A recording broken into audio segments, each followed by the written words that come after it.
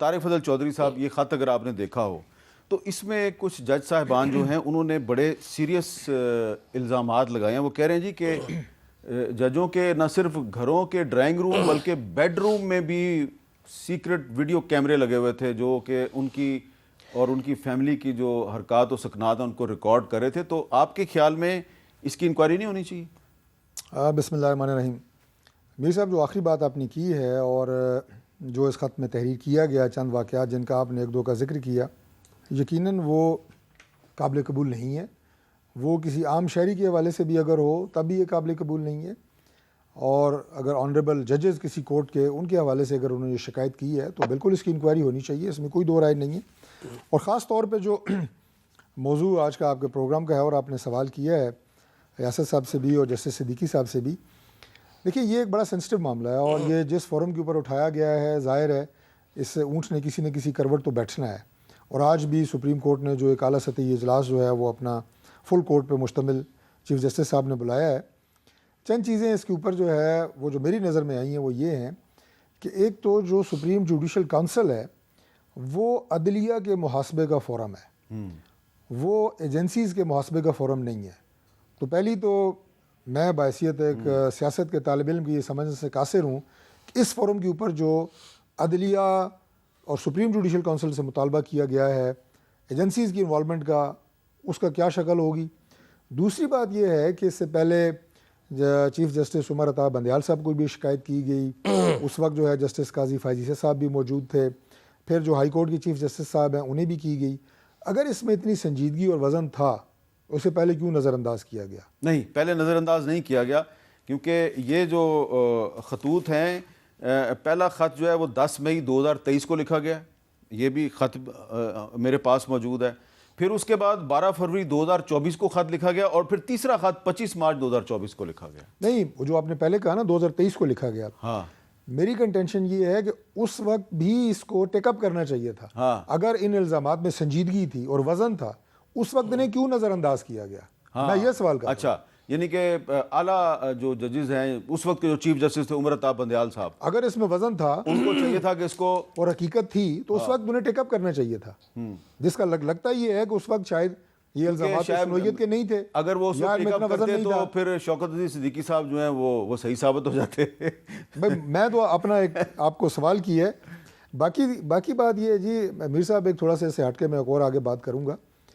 وہ یہ ہے کہ جس نوعیت کا یہ معاملہ ہے، میں نے برملا آپ کو کہا ہے کہ اس نے آگے جانا ہے اور باقی یہ ایک سیریس ایشو ہے، لیکن مسئلہ یہ ہوتا ہے کہ اس معاملے کی سنجیدگی اور حساسیت ایک طرف رہ جاتی ہے، اور اس کے بعد جو سوشل میڈیا کے اوپر سینسلائزیشن پیدا ہو جاتی ہے اور جو سنسنی اور اس کے بعد جو ایک طوفان برپا ہوتا ہے جو کہ کسی کے لیے بھی موضوع نہیں ہے. بالکل ٹھیک، نہ وہ عدلیہ کے لیے ہے، نہ وہ ایجنسیز کے لیے ہے، نہ وہ پاک فوج کے لیے ہے، نہ وہ سیاستدانوں کے لیے ہے. وہ جو ایک مربع بنتا ہے وہ میں سمجھتا ہوں کہ انتہائی خطرناک ہے. یہ ویسے میں آپ کے نوٹس میں لا رہا ہوں کہ اس وقت ان 6 جج صاحبان جو ہیں ان کے خلاف سوشل میڈیا پہ جو لوگ کمپین کر رہے ہیں ان کو ابھی چند دن پہلے 23 مارچ کو بہت سے صدارتی تمغے بھی ملے ہیں، اور وہ ان ججز کی تمغے لینے سے پہلے بھی کردار کشی کرتے رہے ہیں اور اب دوبارہ انہوں نے شروع کر دیا. میں تو کہتا ہوں جی کہ آنریبل ججز کی کردار کشی کرنے والوں کو بھی میں کنڈیم کرتا ہوں، اور ان کو سامنے رکھ کے، ججز کو سامنے رکھ کے ان کی تصویریں لگا کے اداروں کو بدنام کرنا، باقی لوگوں پہ چڑھائی کرنا، میں اسے بھی کنڈیم کرتا ہوں. بالکل ٹھیک ہے، وہ بھی کوئی خدمت نہیں ہے کسی کی. اچھا شوکت صدیقی صاحب، ذرا تھوڑا سا ہمیں ٹیکنیکلی یہ سمجھائیے گا کہ یہ جو جج صاحبان ہیں انہوں نے خط لکھا ہے سپریم جوڈیشل کونسل کو، تو سپریم جوڈیشل کونسل تو ججوں کے محاسبے کا ادارہ ہے، تو اس سے یہ مطالبہ کیوں کیا گیا کہ ایک جوڈیشل کنونشن بلایا جائے؟ ذرا تھوڑا سمجھائیں گا اس کا مقصد کیا ہے؟ جی میر صاحب، آرٹیکل 209 سب آرٹیکل 5 کے تحت تو سپریم جوڈیشل کونسل صرف کسی بھی جج کی کیپیبلٹی ٹو بی اے جج، اور یا اگر اس کا مس کنڈکٹ کے حوالے سے کوئی ایشو ہوتا ہے تو اس کو دیکھ سکتی ہے. سپریم جوڈیشل کونسل بہرحال ایڈوائزری جورسڈکشن نہیں رکھتی. میری دانست میں یہ زیادہ بہتر ہوتا کہ یہ خط براہ راست چیف جسٹس آف پاکستان کو اور باقی جو سپریم کورٹ کے جج صاحبان ہیں ان کو بھیجا جاتا. اب سپریم جوڈیشل کونسل نے کے پاس تو کوئی جو کوڈ آف کنڈکٹ ہے یا جو 2005 کے رولز ہیں اس کے مطابق ہی اس نے ایکٹ اپون کرنا ہوتا ہے. تو میری رائے میں مجھے یہ خود میرے لیے ایک یہ بالکل درست فرمایا طارق فضل چودھری صاحب نے کہ میرے لیے یہ ایک خود حیران کن بات ہے. دیکھیں اب یہ گائیڈنس سیکھ کرنا سپریم جوڈیشل کونسل سے جی اس طرح کے ہوتے ہیں، اس طرح کا کے معاملات ہیں تو ہم کیسے اس میں اپنے آپ کو کنڈکٹ کریں. دیکھیں اس کے حوالے سے جو ہم اوتھ اٹھاتے ہیں نا، اس کے بنیادی 2 الفاظ ہیں کہ ہم یہ جتنے بھی کیسز کا فیصلہ کریں گے وداؤٹ فیئر اینڈ فیور کریں گے.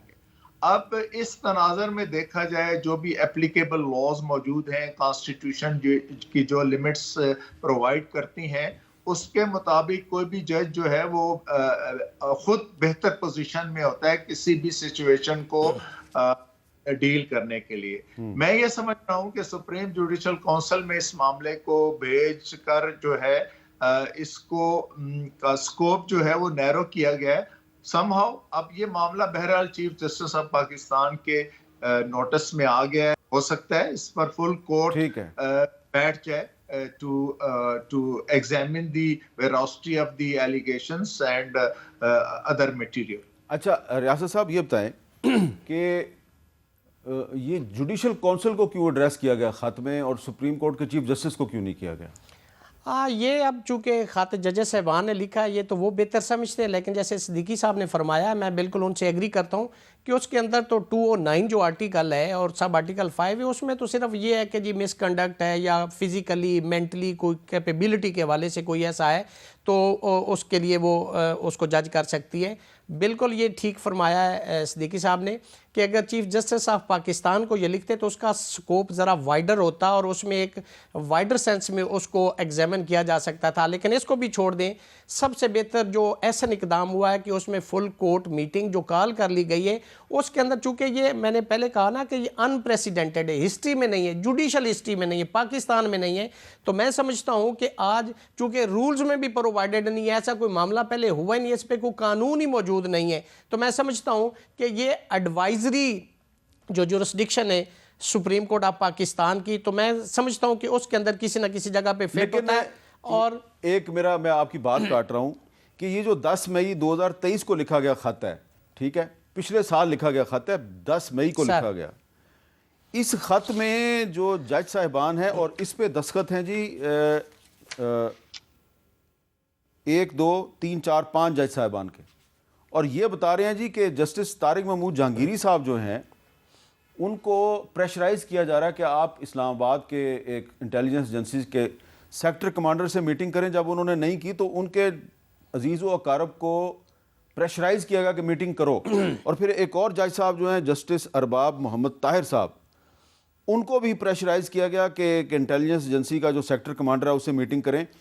اور اس کے بعد پھر ایک اور جو خط ہے جو 12 فروری 2024 کا ہے جو کہ جسٹس عامر فاروق صاحب کو لکھا گیا، اس میں تو لوئر جوڈیشری کے ساتھ جو ہو رہا ہے ظلم و زیادتی اس کا ذکر کیا گیا کہ ایک جو ایک انٹیلیجنس ایجنسی کا انسپیکٹر ہے اس نے کہا کہ چلو ایک ایڈیشنل سیشن جج کو کہ چلو تمہیں سیکٹر کمانڈر صاحب بلا رہے ہیں، جب وہ نہیں گیا تو اس بیچارے کو OSD بنا دیا گیا.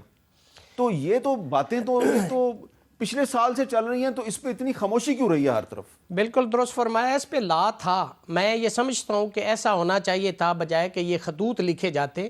جو کنٹیمپٹ آف کورٹ آرڈیننس 2003 ہے اور جو آرٹیکل 204 ہے کانسٹیٹیوشن آف 1973 کا، اس کے تحت تو اس کورٹ کے پاس اختیارات تھے کہ وہ کنٹیمپٹ پروسیڈنگ انیشیٹ کر سکتے تھے اور کرنی چاہیے تھیں.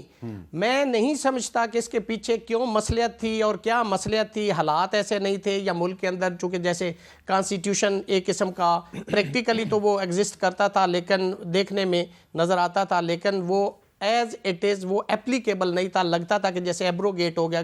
فنڈامنٹل رائٹ جو کانسٹیٹیوشن کے آرٹیکل 8 سے 28 تک تھے وہ بھی لگتا تھا ایسے کہ وہ یوزرب کر لیے گئے. تو شاید میں سمجھتا ہوں کہ اس کے پیچھے وزڈم جوڈیشری کی جو ججز صاحبان نے لکھا ہے وہ یہ ہو کہ کوئی اپروپریٹ حالات ہوں، جیسے کہ مسٹر جسٹس شوکت عزیز صدیقی صاحب کی اب ججمنٹ آ گئی ہے اور یہ ایک مطلب راستہ، ایک مینار روشنی کا کھل گیا ہے کہ اگر ایسا ہو تو ایسا ہو سکتا ہے.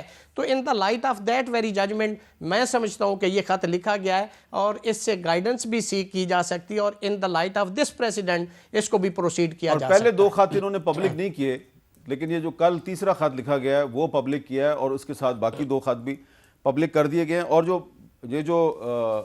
12 فروری 2024 کا خط ہے نا، اس کے آخر میں یہ بھی کہا گیا ہے کہ incidents of citizens being disappeared from Islamabad capital territory's jurisdiction which had been effectively curbed during Chief Justice Atar Minalla's tenure have reared their ugly head again as the machinery for enforcement of fundamental rights. Islamabad High Court must establish that such defiance of the constitution will not be tolerated.